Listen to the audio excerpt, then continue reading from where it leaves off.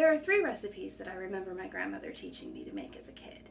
One of them is cherry pudding cake. My grandmother loved cherries. They were her absolute favorite food. No dinner at her house was complete without dessert. Sometimes it was just ice cream with fresh fruit, my grandfather's favorite, but sometimes it was cherry pudding cake. And when I was a kid, I thought it was the most magical dessert because you put the cherries on top of the batter, and when it comes out of the oven, the cherries are on the bottom. I thought that was so cool.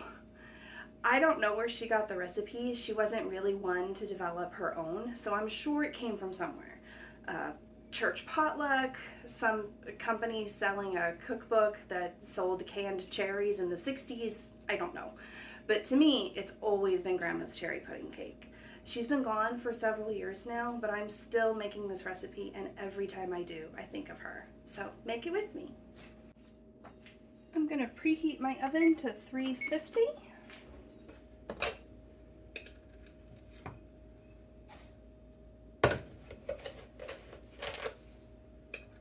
This recipe is so easy, literally anyone can make it. I'm just doing a cup of sugar, which I did in 2 half-cup increments because my sugar container is very small.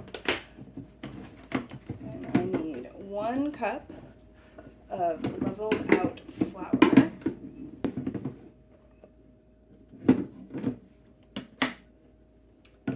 Two teaspoons baking powder.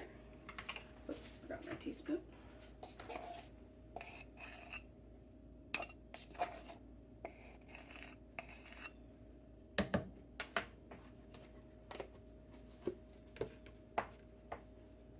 1/2 teaspoon salt. And then we need 2/3, oops, tripped over the man. We need 2/3 of a cup of milk, which I never remember to get out.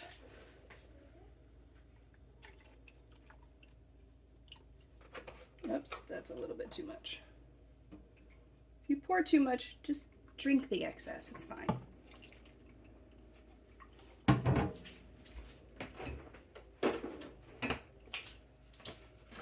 Now, I don't know why, but my grandmother mixed this recipe with a metal spoon, and I just can't mix it with anything else, but you do not need a metal spoon. Feel free to use a wooden spoon or a spatula or anything else you want.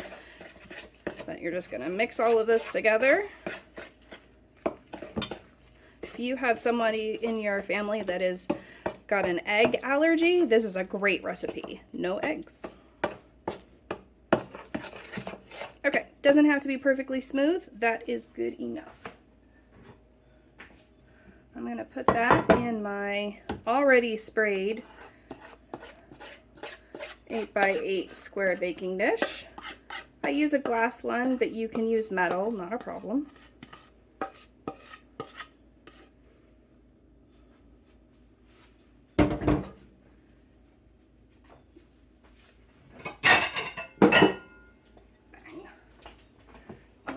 Level out. For some reason my counters don't seem to be level, I don't think. Alright, the next thing we need are the cherries. We are just using a can of tart red cherries. If you get sweet cherries, if you can't find tart cherries, have the sugar. Only put in 1/2 cup instead of a full cup.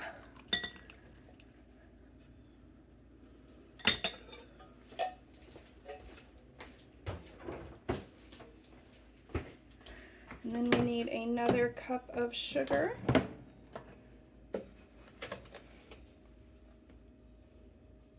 This recipe is not exactly calorie light, that is true.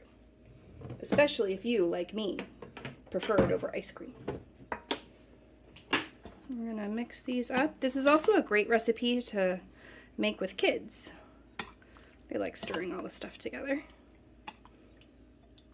And we're going to take those cherries, put them right on top.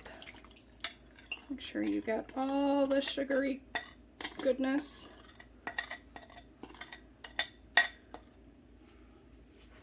Kind of squishy the cherries out so they're not all plopped right in the middle. And that's it. Now we're gonna bake. That's all you need. Yep. Yeah, I think I do. And now we're gonna put them in the oven and we're gonna bake for 45 minutes.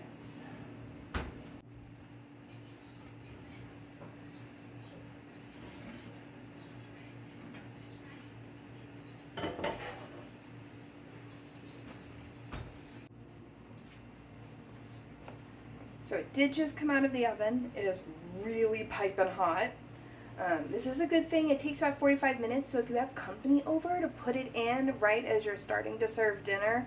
Let everyone have a relaxing dinner, kind of digest a little bit, and then pull this out and serve.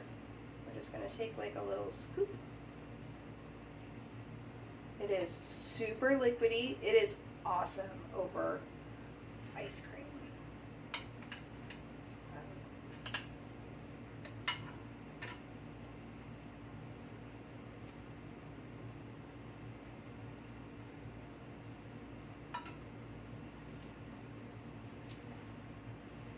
And then I like to eat it with a spoon, especially if you have ice cream.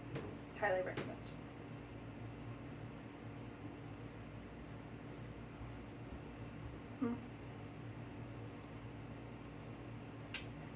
It just reminds me of my childhood at my grandmother's house. So good.